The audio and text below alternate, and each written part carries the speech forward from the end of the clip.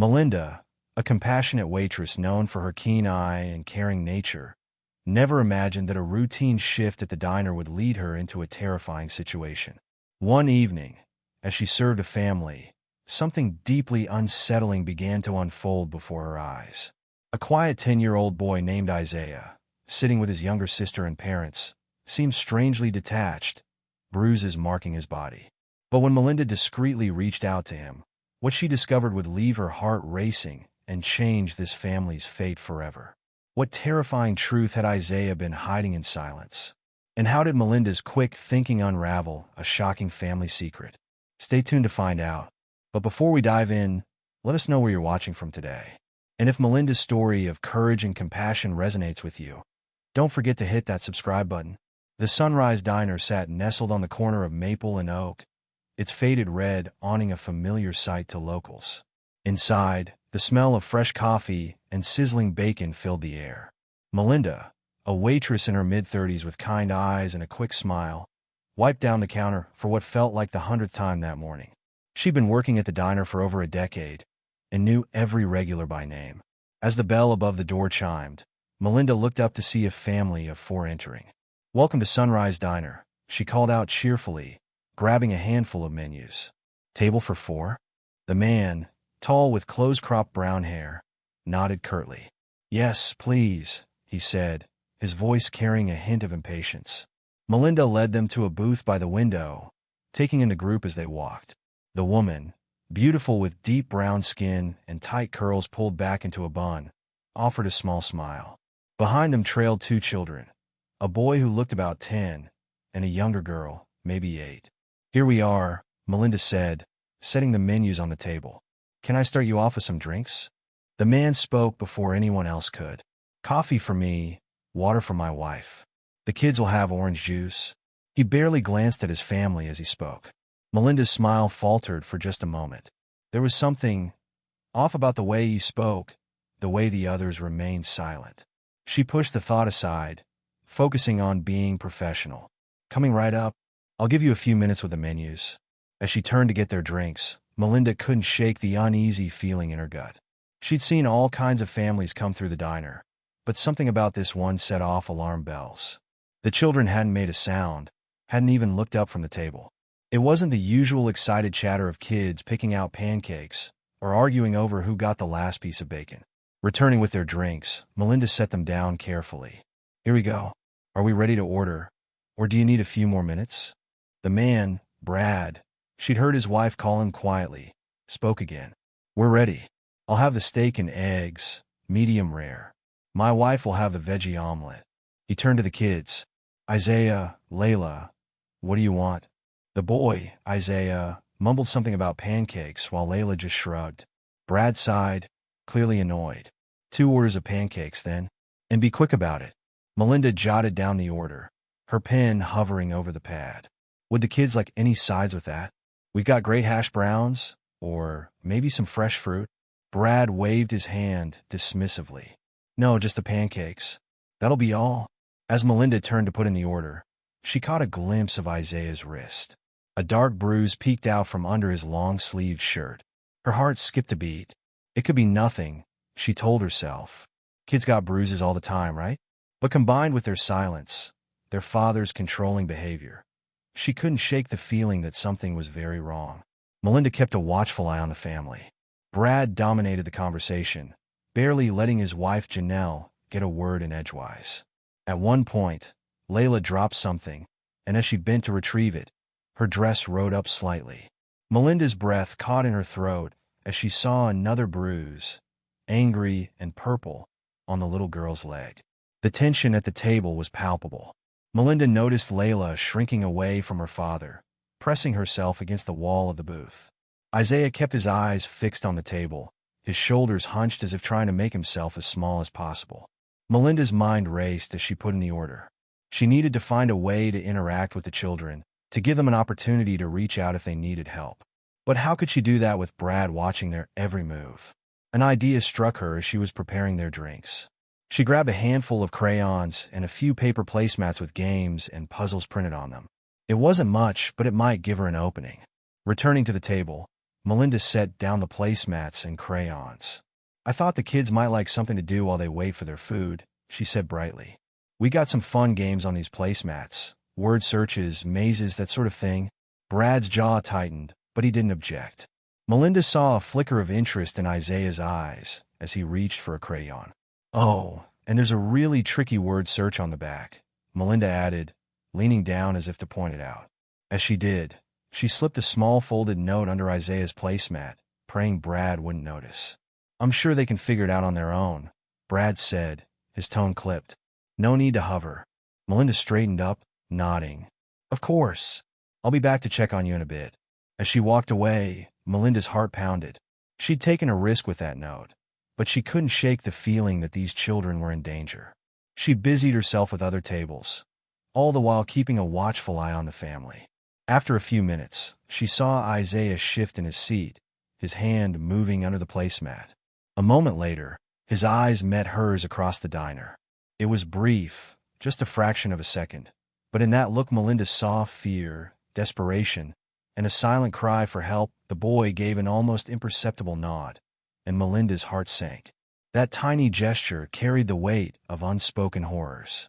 She retreated to the kitchen, her thoughts racing. She had to call for help, but she couldn't leave the family unattended for too long without raising suspicion. In the relative privacy of the kitchen, Melinda pulled out her cell phone with shaking hands. She dialed 911, her voice barely above a whisper as the operator answered. 911, what's your emergency? Melinda took a deep breath. I'm a waitress at the Sunrise Diner on Maple Street. There's a family here. I think the children are being abused. I've seen bruises, and the boy confirmed he needs help when I passed him a note. The operator's voice was calm and professional. Can you describe the family? Melinda quickly relayed the details. Brad's controlling behavior, Janelle's fearful demeanor, the children's ages and appearances. She mentioned the bruises she'd seen and Isaiah's limp. Okay, ma'am. We're dispatching officers to your location now. Can you safely keep the family there until they arrive? I think so, Melinda replied. Their food isn't ready yet. I'll do my best to stall them. All right. The officers should be there within 10 minutes. Stay calm and don't do anything to put yourself in danger. If the situation escalates before they arrive, call us back immediately. Melinda ended the call, her heart racing. 10 minutes. She had to keep the family here for 10 minutes without raising Brad's suspicions. She took a deep breath, steeling herself for the task ahead. She made her way back to the family's table, a forced smile plastered on her face. She'd done it. She called the police. Now came the hardest part, keeping the family here until help arrived. I'm so sorry about the wait, Melinda said, her voice light despite the tension coursing through her body. Our chef is having some trouble with the stove this morning. But I have good news. To make up for the delay, we'd like to offer you all complimentary dessert. Brad's eyes narrowed, suspicion clouding his features. We don't need dessert. We need our food so we can leave. Melinda nodded sympathetically, her mind scrambling for another delay tactic. Of course, I understand. Let me just check on your order one more time. In the meantime, how about some more coffee? She reached for Brad's mug, deliberately moving slowly. As she poured, she noticed Brad checking his watch, his jaw clenching in frustration. Janelle sat rigidly in her seat, her eyes darting nervously between her husband and children. Isaiah and Layla remained silent, heads bowed over their barely touched placemats. You know what? Melinda said brightly, setting down the coffee pot. While we're waiting, how about I show the kids our new ice cream sundae bar? It's right over there, and they can build their own sundaes for free. For a moment, she saw a flicker of interest in the children's eyes. But Brad's hand came down hard on the table, making everyone jump. No, he growled. We're not here for ice cream. We're here for breakfast, which we still haven't gotten. What kind of service is this? Melinda took a step back, her heart pounding. I'm so sorry, sir. I'll go check on your order right away. As she hurried towards the kitchen, Melinda glanced at the clock. Only 5 minutes had passed since she called 911. It felt like an eternity. She peeked out the window, hoping to see a police car pulling up, but the street remained frustratingly empty. Back in the kitchen, Melinda took a deep breath, trying to calm her nerves. She couldn't keep stalling forever. Eventually, she'd have to bring out their food. But every minute she could keep them here increased the chances of the police arriving in time. With shaking hands, Melinda began preparing a tray of water glasses. She'd bring these out first, another small delay tactic. As she arranged the glasses, she overheard Brad's raised voice from the dining room. "This is ridiculous. We should just leave." Melinda's blood ran cold. She hurried back out, the tray of water glasses clutched tightly in her hands. "Here we are," she said, forcing cheer into her voice as she approached the table. "Some fresh water while you wait. And good news. Your food should be ready any minute now." Brad glared at her, his face flushed with anger. "It better be. We've been waiting for over half an hour." Melinda nodded apologetically, her eyes darting to the diner's entrance.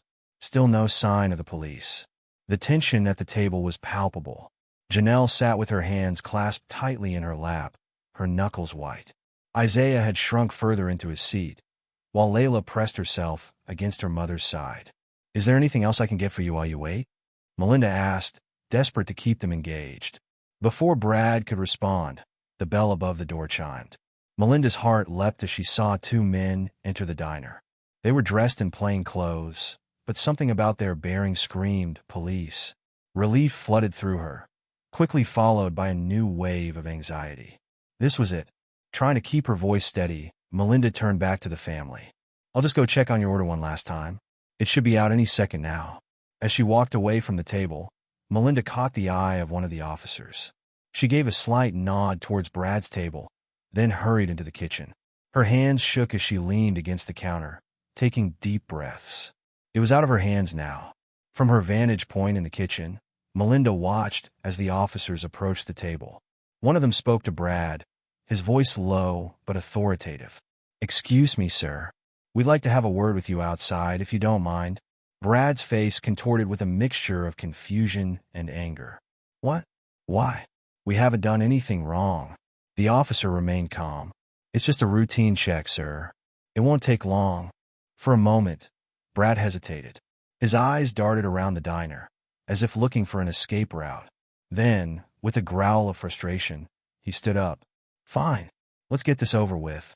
As Brad followed one of the officers outside, the other stayed behind, his attention focused on Janelle and the children.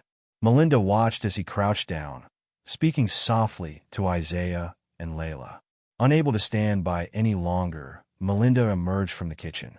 She approached the table cautiously, not wanting to intrude, but needing to offer whatever support she could. "Is everything okay?" she asked, her voice barely above a whisper. The officer looked up at her, his eyes kind but professional. "Ma'am, are you the one who called us?" Melinda nodded, her throat tight with emotion. "Yes, that's me. Thank you for your vigilance," the officer said. "We're going to need to ask you a few questions later, if that's all right." "Of course," Melinda replied. She turned her attention to Janelle and the children. "Is there anything I can get for you? Some water, maybe?" Janelle nodded, tears glistening in her eyes. "Water would be nice, thank you." As Melinda went to fetch fresh glasses of water, she could hear raised voices from outside. Brad's angry shouts carried through the diner's thin walls, making everyone inside flinch. When she returned with the water, the atmosphere at the table had shifted. Isaiah, who had been silent and withdrawn all morning, was now speaking softly to the officer. Tears streamed down his face as he recounted a story that made Melinda's heart break. He hits Layla," Isaiah whispered, his voice trembling, "when she cries or makes too much noise. He says it's to teach her to be quiet, but it's not right. I try to protect her, but then he hurts me too." The officer nodded encouragingly, his voice gentle as he asked, "How long has this been happening?" Isaiah asked. The boy shrugged, looking down at his hands. "For as long as I can remember. He says if we tell anyone, he'll hurt Mom. So we have to be quiet and pretend everything's okay." Layla, who had been clinging to Janelle, spoke up in a tiny voice. "He pushed me down the stairs last week. That's why my leg hurts." Janelle let out a choked sob, pulling both children close. "I'm so sorry," she whispered, her words muffled against their hair. "I'm so sorry. I should have protected you better." The officer's face was a mask of professional calm, but Melinda could see the anger simmering beneath the surface. He turned to Janelle, his voice gentle but firm. "Ma'am, Has your husband been abusive towards you as well? Janelle hesitated, her eyes darting towards the door where Brad's muffled shouts could still be heard. Then, slowly, she nodded. For years, she admitted, her voice barely audible. At first, it was just verbal. He put me down, control what I wore, who I talked to. Then it got physical. I was too scared to leave. He said he'd kill us all if I ever tried to take the kids away. Melinda felt tears rolling down her cheeks as she listened to Janelle's confession. How long had this family been suffering in silence? How many times had they come to this very diner, putting on a brave face while hiding such terrible pain? Just then, the door burst open. Brad stormed in, his face red with fury. The officer who had been questioning him followed close behind, his hand hovering near his hip where Melinda assumed a weapon was concealed. What the hell is going on here? Brad roared, his eyes wild as he took in the scene at the table. What have you been telling them? Isaiah and Layla shrank back, terror etched on their young faces. Janelle stood up, placing herself between Brad and the children. It's over, Brad, she said, her voice shaking but determined. We're not going to be silent anymore. Brad's face contorted with rage. He lunged forward, his hand raised as if to strike Janelle. But before he could make contact, the two officers moved with lightning speed. In a matter of seconds, they had Brad pinned against the wall, his arms wrenched behind his back. Bradley Thompson, you're under arrest for suspicion of child abuse and domestic violence, one officer stated, his voice firm as he began reciting Miranda rights. Brad struggled against the officer's grip, his voice rising to a frantic pitch. This is ridiculous. You can't do this to me. That waitress is lying. She's making all of this up. Melinda felt a chill run down her spine as Brad's wild eyes locked onto her. For a moment, she saw the full force of his rage directed at her, and she understood the terror this family had lived with for so long. But then Isaiah's small voice cut through the chaos. He's lying, the boy said, his words quiet but clear. Melinda didn't make anything up. She helped us. She saw that we needed help when no one else did. A hush fell over the diner as Brad's struggle ceased. He seemed to deflate, the fight draining out of him as the reality of the situation sank in. Without another word, the officers led him out of the restaurant, the click of handcuffs echoing in the sudden silence. As the door closed behind them, Janelle sank back in her seat, pulling Isaiah and Layla close. The three of them clung to each other, a tangle of arms and tears and whispered words of comfort. Melinda stood frozen, overwhelmed by the intensity of what had just transpired. Part of her wanted to rush to the family, to offer whatever comfort or support she could. But she held back, recognizing that they needed this moment to themselves. The remaining officer approached Melinda, his voice low. You did a brave thing today, ma'am. Your actions may well have saved this family's lives. Melinda nodded, unable to find words to express the tumult of emotions coursing through her. She watched as a social worker entered the diner, making her way to the family's table. The woman spoke softly to Janelle and the children, explaining what would happen next. As the social worker helped the family gather their things, Janelle suddenly looked up, her eyes seeking out Melinda. Without a word, she crossed the diner and pulled Melinda into a tight embrace. Thank you, Janelle whispered, her voice choked with emotion. Thank you for seeing us, for helping us when we couldn't help ourselves. Melinda returned the hug, her own tears falling freely now. You're so strong, she murmured. All of you. I'm just glad I could help. As Janelle pulled away, Isaiah and Layla approached. The boy looked up at Melinda, a small, tentative smile on his face, the first real smile she'd seen from him. You're our hero, he said simply. Layla nodded in agreement, reaching out to take Melinda's hand. Thank you for saving us from the monster, she whispered. Melinda crouched down, bringing herself to eye level with the children. You're the real heroes, she told them, her voice filled with warmth and admiration. You were so brave to speak up. Things might be a little scary and different for a while, but I promise you it's going to get better. As the family was led out of the diner, Melinda felt a profound mix of emotions washing over her. Relief that the children were safe, sorrow for the pain they had endured, and a fierce determination to remain vigilant in the future. The diner felt eerily quiet in the aftermath of the morning's events. Melinda moved through the space in a daze, mechanically clearing tables and wiping down counters. Her mind kept replaying the scenes she had witnessed: Brad's rage, the children's fear, Janelle's quiet strength. As she picked up a fallen crayon from under the family's table, Melinda paused. On the edge of Isaiah's placemat, partially hidden by scribbles, were two words written in a child's unsteady hand: "Thank you." Tears pricked at Melinda's eyes as she carefully folded the placemat and tucked it into her apron pocket. It was a reminder of why she had acted, why she had taken the risk of getting involved. The rest of Melinda's shift passed in a blur. She gave her statement to the police, recounting every detail she could remember from both encounters with the family. Her manager, visibly shaken by the day's events, told her to take the rest of the week off with pay. As Melinda hung up her apron at the end of her shift, she felt changed. The world looked the same as it had yesterday, but everything felt different. She'd always considered herself an observant person, but today had opened her eyes to the hidden struggles that might be playing out all around her. Walking to her car, Melinda took a deep breath of the cool evening air. She didn't know what tomorrow would bring, but she knew one thing for certain: she'd be ready. Ready to notice, ready to act, ready to be the helping hand that could change a life. The sun was setting as Melinda drove home, casting long shadows across the streets. But for the first time in days, her heart felt light. She'd made a difference today, and tomorrow, she'd wake up ready to do it all over again, one small act of kindness at a time. As she pulled into her driveway, Melinda's phone buzzed with a text message. It was from an unknown number, but the content made her heart swell. "This is Janelle. The police gave me your number. I just wanted to say thank you again. We're safe now, staying with my sister. The kids already seeming happier. You've given us a chance at a new life. We'll never forget what you did for us." Melinda sat in her car for a long moment, reading and rereading the message. Tears of relief and joy streamed down her face. She had trusted her instincts, taken a risk, and it had paid off in the most profound way possible. As she finally made her way into her house, Melinda felt a renewed sense of purpose. Her job as a waitress had always been about more than just serving food. It was about connecting with people, brightening their day in small ways. Now, she realized it could be so much more. She could be a lifeline, a safe haven for those who couldn't speak up for themselves.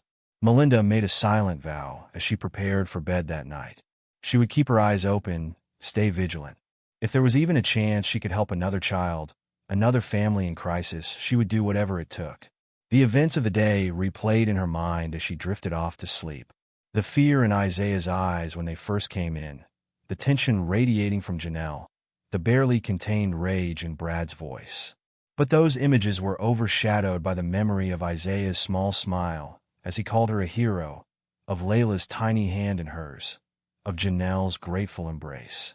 In her dreams that night, Melinda saw a diner filled with light. Children laughed and played, free from fear. Parents smiled, their shoulders unburdened by hidden pain. And in every booth, on every table, were small folded notes that simply read, "Thank you for seeing us." The weeks following that fateful day at the Sunrise Diner passed in a blur for Melinda. She found herself thrust into a whirlwind of police statements, court appearances, and media attention.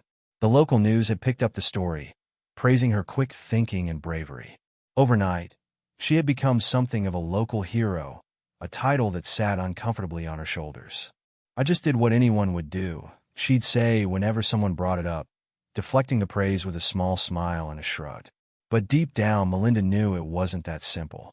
She had seen what others had missed, had acted when others might have turned away, and that knowledge changed her, altered the way she moved through the world. As she returned to work at the diner, Melinda found herself hyper-aware of every customer who walked through the door. She studied their faces, their body language, the way they interacted with each other. Every family that came in sparked a flicker of concern. Were they okay? Were there signs she was missing? "You can't save everyone, honey," her manager Rita told her one slow afternoon, catching Melinda staring intently at a mother and son in the corner booth. "You'll drive yourself crazy if you try." Melinda nodded, knowing Rita was right. But she couldn't shake the feeling that she had been given a gift, the ability to see beyond the surface, to recognize the signs of pain and fear that others might overlook. It was a responsibility she couldn't ignore. One rainy Tuesday, about a month after the incident, Melinda was wiping down the counter when the bell above the door chimed. She looked up, her breath catching in her throat as she recognized the woman who entered. Janelle stood in the doorway, looking both nervous and determined. She was alone, her eyes scanning the diner until they landed on Melinda. A small smile tugged at the corners of her mouth as she made her way to the counter. "Hi," Janelle said softly, sliding onto a stool. "I hope it's okay that I came by." Melinda felt a rush of emotions: relief, joy, concern. "Of course it's okay," she said warmly, reaching out to squeeze Janelle's hand. "It's so good to see you. How are you? How are the kids?" Janelle's smile grew more confident. We're doing better. It's been hard, but we're getting there.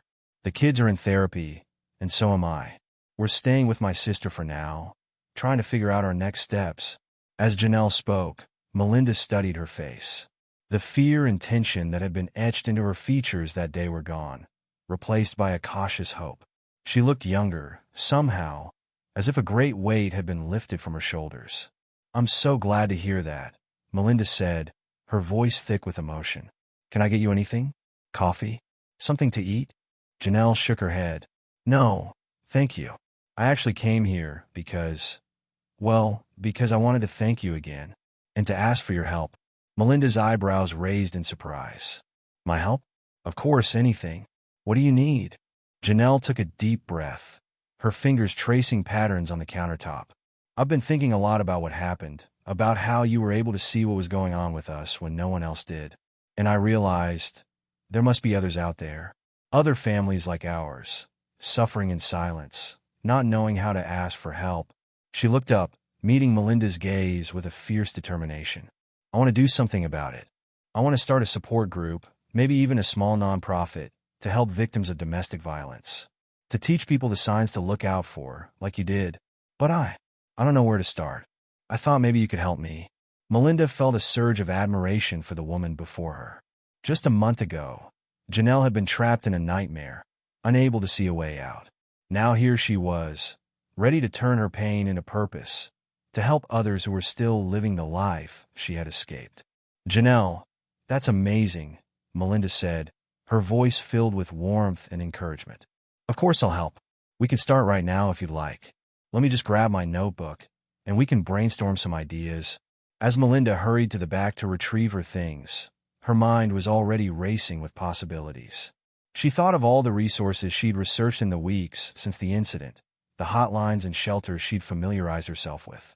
She thought of the other waitresses and restaurant staff she knew, how they could form a network of vigilant eyes and helping hands across the city. When she returned, Janelle was sitting up straighter, a look of determination on her face. Melinda pulled up a stool on her side of the counter, spreading out her notebook between them. "Okay," Melinda said, pen poised over the paper. "Let's start at the beginning. What do you envision for this group?" As Janelle began to speak, her words coming faster and more confidently, Melinda felt a warmth spreading through her chest. This, she realized, was why she had acted that day. Not just to save one family, but to create a ripple effect of hope and healing that could spread far beyond the walls of the Sunrise Diner. For the next few hours, Melinda and Janelle pored over ideas, sketching out plans and making lists.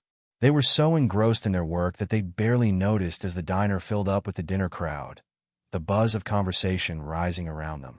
"We could call it Silent No More," Janelle suggested, her eyes bright with excitement. "And maybe we could have different programs. One for women looking to leave abusive situations, one for children who've experienced trauma, and one to educate the public on recognizing signs of abuse." Melinda nodded enthusiastically, jotting down notes. "That's brilliant, Janelle. And what if we partnered with local businesses? We could do training sessions for employees, wait staff, hairdressers, anyone who interacts with the public regularly. Teach them what to look out for, how to offer help safely." As they talked, Melinda felt a growing sense of purpose. This was bigger than her, bigger than Janelle or Isaiah or Layla. This was about creating a safety net for their entire community, a web of awareness and support that could catch those who were falling through the cracks. The bell above the door chimed again, and Melinda glanced up out of habit. Her heart skipped a beat as she recognized the two people who entered, Isaiah and Layla, accompanied by a woman who must have been Janelle's sister. Janelle followed Melinda's gaze, her face lighting up at the sight of her children. "Oh, I didn't realize it had gotten so late. My sister must have brought them by after their therapy session." Melinda watched as the children spotted their mother. Their faces broke into wide smiles, so different from the fearful, withdrawn expressions she remembered from that day. Isaiah said something to his aunt, then began making his way towards the counter, Layla trailing close behind. "Mom," Isaiah called out, his voice carrying a note of excitement that tugged at Melinda's heart. "Guess what? I got an A on my math test today." Janelle turned to her children, her face radiant with pride and love. "That's wonderful, sweetie. I'm so proud of you." As Isaiah reached the counter, his eyes landed on Melinda. For a moment, he hesitated, shyness overtaking his excitement. But then, to Melinda's surprise, he stepped forward and wrapped his arms around her in a tight hug. "Thank you," he whispered, his voice muffled against her apron. "For saving us." Melinda felt tears prickling at the corners of her eyes as she returned the hug. "You're very welcome, Isaiah. But you know what? You saved yourselves. You were so brave to speak up, to tell the truth. You're the real hero here." Isaiah pulled back, a small, proud smile on his face. Layla, who had been hanging back, now stepped forward. She didn't say anything, but she slipped her small hand into Melinda's, squeezing it tightly. Janelle watched the interaction with tears in her eyes. "This is why we need to do this," she said softly to Melinda, "so that every child can feel this safe, this loved." Melinda nodded, her throat too tight with emotion to speak. She looked at the family before her, Janelle, standing tall and confident, Isaiah, his eyes bright with the promise of a future without fear, Layla, no longer shrinking from the world but reaching out to connect. They had been through so much, had suffered in ways Melinda could only imagine. But here they were, not just surviving, but thriving, planning to help others, to turn their pain into purpose. In that moment, Melinda knew with absolute certainty that she had found her calling. This wasn't just about being a vigilant waitress or a good Samaritan. This was about being part of something bigger, about creating a community where no one had to suffer in silence, where help was always within reach. As the family settled into a booth, Janelle waving Melinda over to join them, Melinda felt a sense of peace wash over her. She had always loved her job at the diner, had always felt that serving others was her way of making the world a little bit better. But now, she realized she had the opportunity to serve in a much deeper, more meaningful way. The next few months were a whirlwind of activity. Melinda and Janelle threw themselves into bringing their vision for Silent No More to life. They started small, with weekly support group meetings in the community center. Melinda was amazed at how quickly word spread, how many people came forward once they knew there was a safe space to share their stories. They partnered with local shelters and domestic violence organizations, building a network of resources and support. Melinda used her connections in the service industry to set up training sessions, teaching bartenders, hairdressers, and fellow waitstaff how to recognize signs of abuse and offer help discreetly. One crisp autumn evening, about 6 months after that fateful day in the diner, Melinda stood at the podium in the town hall, looking out over a sea of familiar and new faces. It was the official launch event for Silent No More, and the turnout was beyond anything she could have imagined. "When I first noticed something was wrong that day in the diner," Melinda began, her voice steady despite the butterflies in her stomach, "I didn't know what to do. I was scared, uncertain, but I knew I couldn't stay silent. And that decision changed not just my life, but the lives of a family who had been suffering for far too long."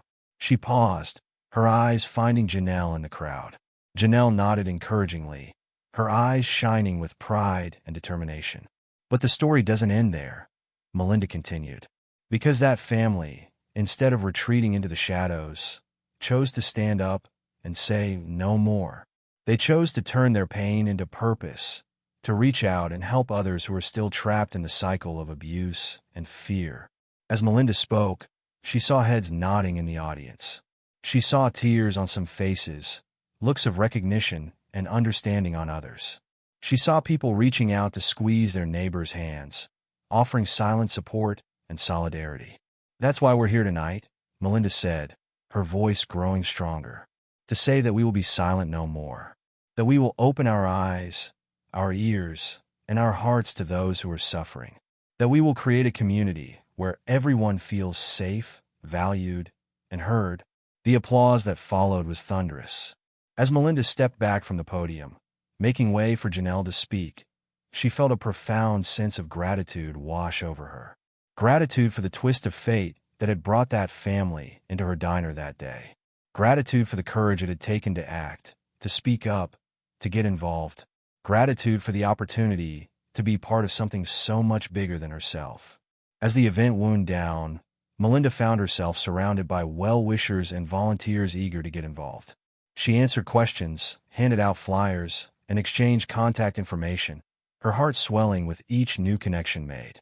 "Melinda," a small voice said, cutting through the chatter around her.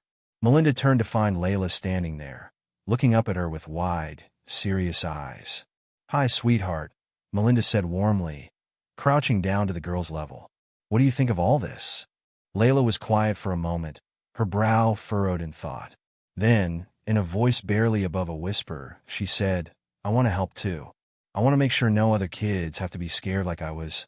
Melinda felt her heart constrict at the child's words. She reached out, gently taking Layla's hands in hers. "That's very brave of you, Layla. And you know what? You're already helping. By being here, by sharing your story, you're showing other kids that there's hope, that things can get better." Layla's face lit up with a smile, a far cry from the fearful, withdrawn child Melinda had first met. "Really? Really?" Melinda confirmed. "You're a hero, Layla. Don't ever forget that." As Layla skipped off to rejoin her family, Melinda straightened up, her eyes scanning the crowded room. She saw survivors sharing their stories, volunteers signing up for training sessions, community leaders pledging their support. She saw hope, determination, and a fierce commitment to change. As she made her way back to Janelle and the kids, ready to celebrate the successful launch of their organization, Melinda felt a sense of peace settle over her. She couldn't change the whole world, couldn't save everyone, but she could make a difference in her corner of it. She could keep her eyes open, her heart ready to act. And maybe, just maybe, that would be enough to start a ripple of change that could spread far beyond the walls of the Sunrise Diner. As the months passed, Melinda found herself settling into a new rhythm. Her days at the diner took on a dual purpose, serving food and keeping watch. She developed a keen eye for the subtle signs of distress, the silent pleas for help that often went unnoticed. But more than that, she became a beacon of hope for those who needed it most. Word spread quickly about the waitress who had saved a family from abuse, and about the organization she had helped found. People began to seek her out, not just for coffee and pancakes, but for a listening ear, a word of advice, or simply a moment of understanding. One rainy Tuesday afternoon, as the lunch rush was winding down, Melinda noticed a young woman sitting alone in a corner booth.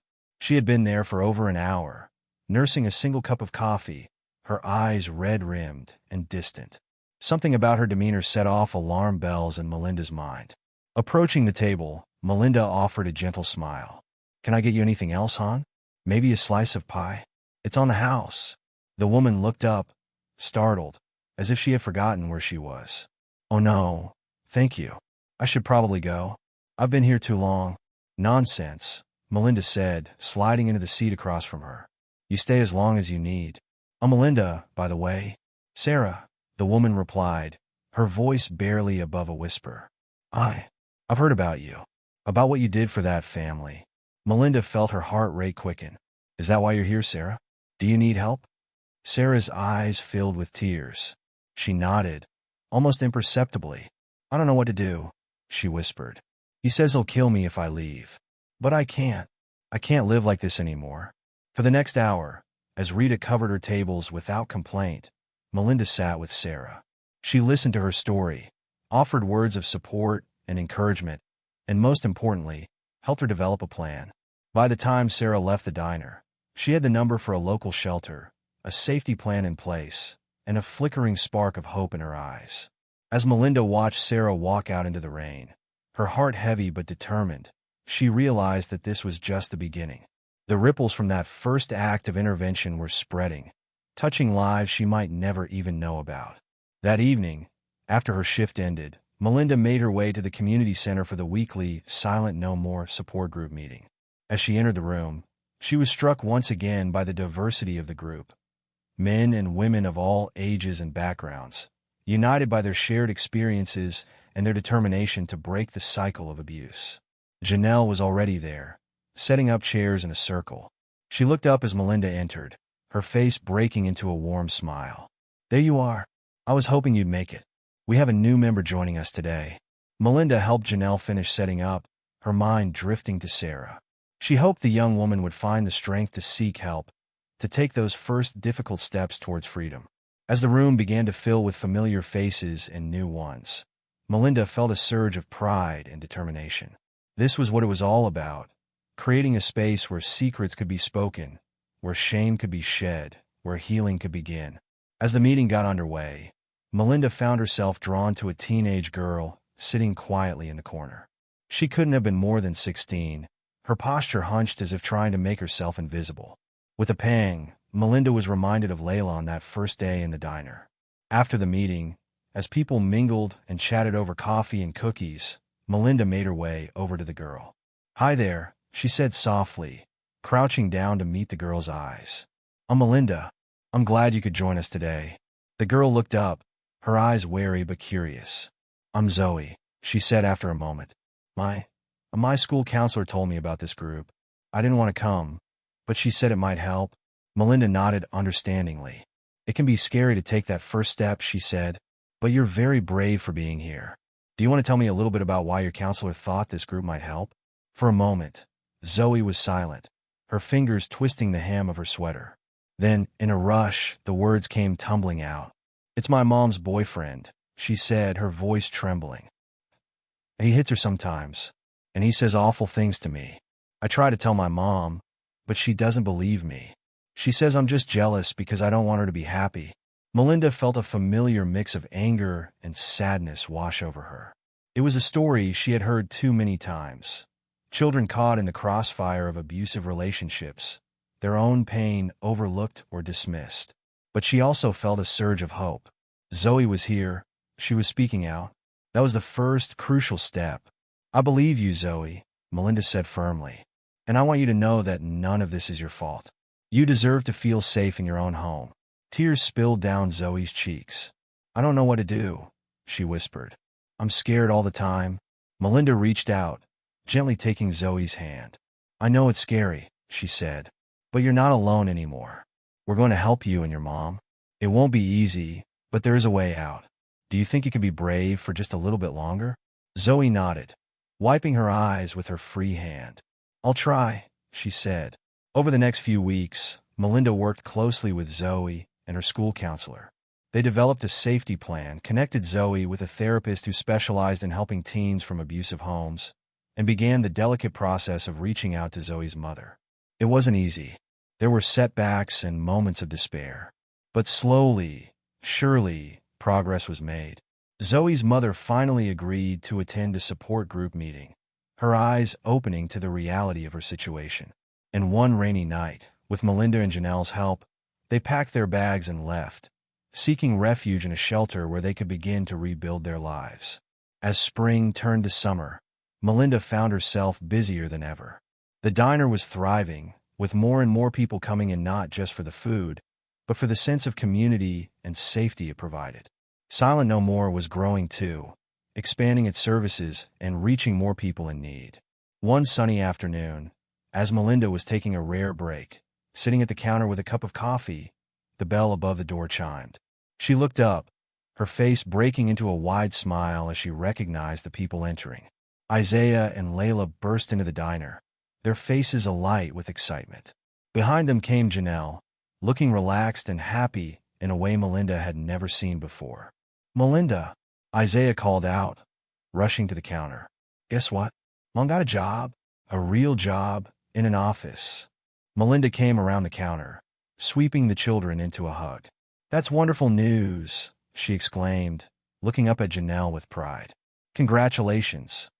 Janelle blushed, her smile a mix of pride and lingering disbelief. "It's just an entry-level position," she said.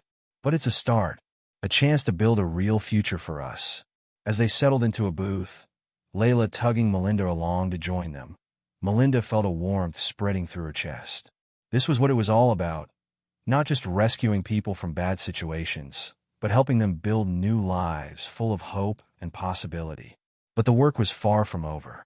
As if to underscore that thought, Melinda's phone buzzed with a text from Sarah, the young woman she had helped weeks ago. Made it to the shelter, the message read, "Scared but safe. Thank you for everything." Melinda showed the message to Janelle, who nodded in understanding. "Another life changed," she said softly. "Another family given a chance at a fresh start."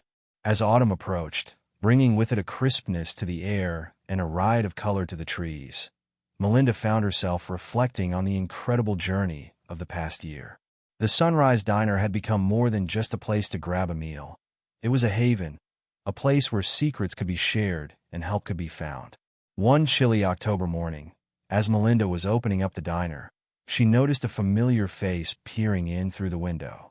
It was Zoe, the teenage girl she had met at the support group months ago. Melinda quickly unlocked the door, ushering her in from the cold. "Zoe, what are you doing here so early? Is everything okay?" Zoe nodded, a small smile playing on her lips. "Everything's great, actually. I wanted to show you something." She reached in her backpack and pulled out a crisp, white envelope. With trembling hands, she held it out to Melinda. "It's my college acceptance letter," she said, her voice a mix of pride and disbelief. "I got a scholarship and everything. I never dreamed this could happen for me." Melinda felt tears spring to her eyes as she pulled Zoe into a tight hug. "Oh, sweetheart, I'm so proud of you. You've worked so hard for this." As they sat at the counter, sharing hot chocolate and talking about Zoe's plans for the future, Melinda marveled at the transformation in the young woman before her. Gone was the scared, withdrawn girl she had first met. In her place was a confident, hopeful young woman ready to take on the world. "You know," Zoe said softly, "I don't think I would be here if it wasn't for you. For what you did that day in the diner, and everything after. You showed me that it was possible to have a different kind of life." Melinda reached out, squeezing Zoe's hand. "You did the hard work, Zoe. You were brave enough to speak up, to ask for help. I just pointed you in the right direction." As Zoe left for school, promising to come back soon with her mom to celebrate properly, Melinda felt a renewed sense of purpose. This was why she did what she did, not for recognition or praise, but for moments like this. Moments when she could see the tangible impact of a simple act of kindness, of being willing to notice and to act. The bell above the door chimed again, and Melinda looked up to see Rita, her manager, walking in. "You're here early," Rita commented, hanging up her coat. "Everything okay?" Melinda nodded, a smile spreading across her face. "Everything's perfect," she said. "Just perfect."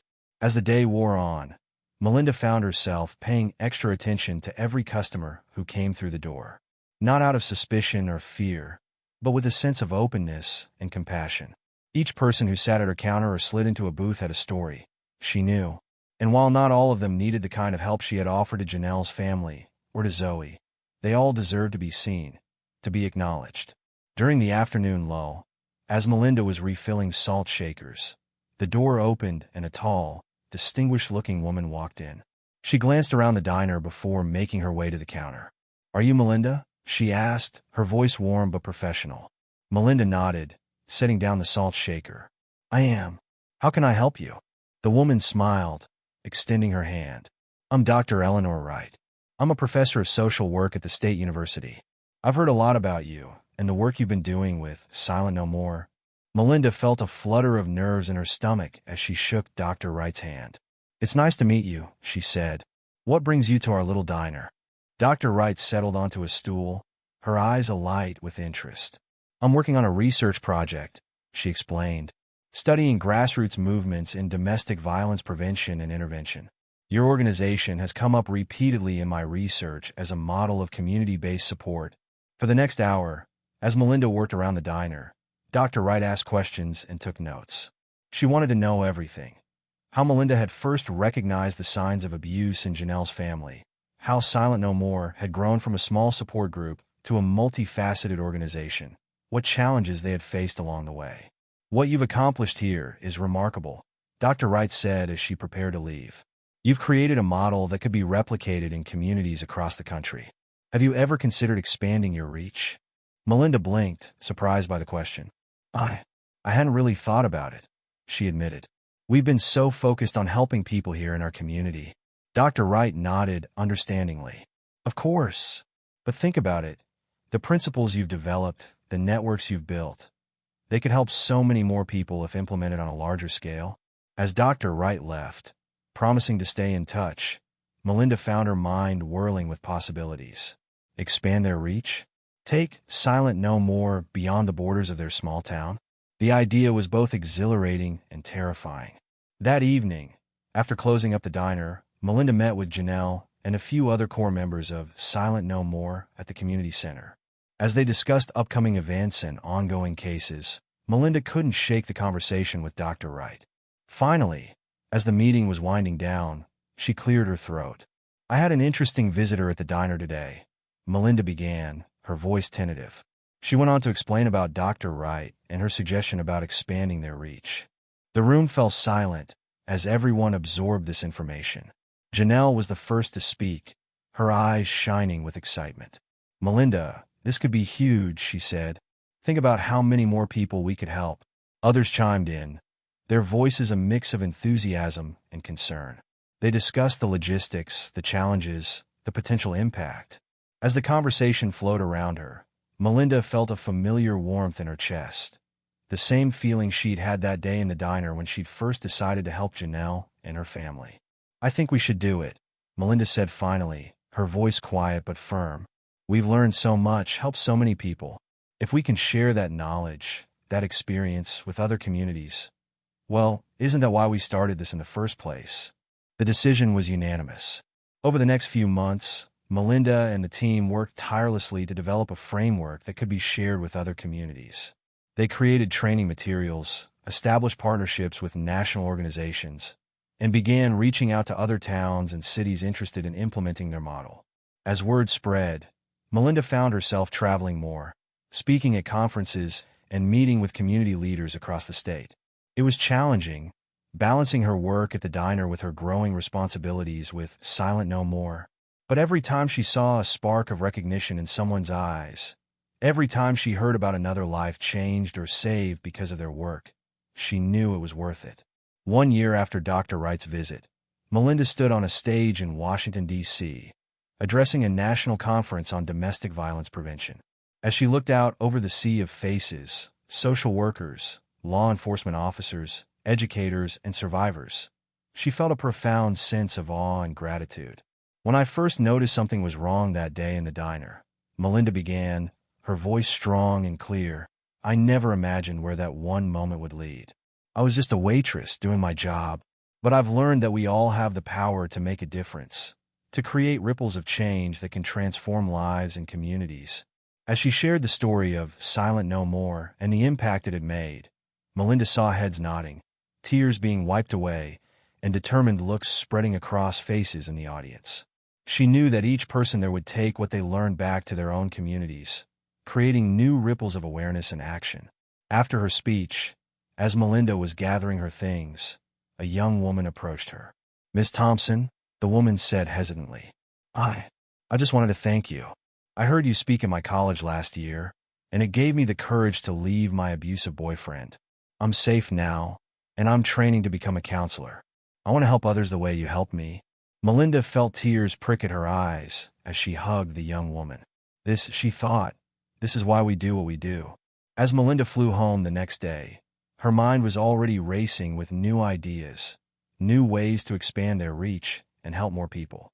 But as the plane descended and she saw the familiar landscape of her town spread out below her, she felt a tug of homesickness.